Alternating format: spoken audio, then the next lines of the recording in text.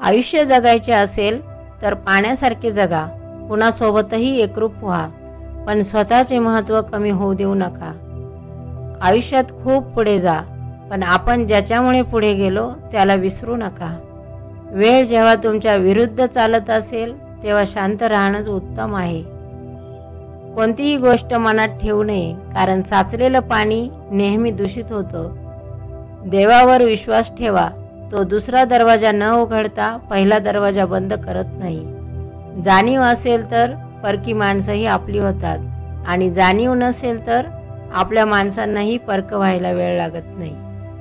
डोळ्यांतून पडलेले अश्रू आणि नजरेतून पडलेली माणसं पुन्हा त्यांची स्वतःची जागा कधीच मिळवू शकत नाही. काही प्रश्न वेळेवर सोडवण्यातच शहाणपण असतं. फक्त स्वतःच्या नजरेत चांगले राहा. लोकांचं काय, लोक देवाला पण नावं ठेवतात. माणसाला एखादी गोष्ट करायची असेल तर मार्ग सापडतो, आणि जर करायची नसेल तर कारणं सापडतात.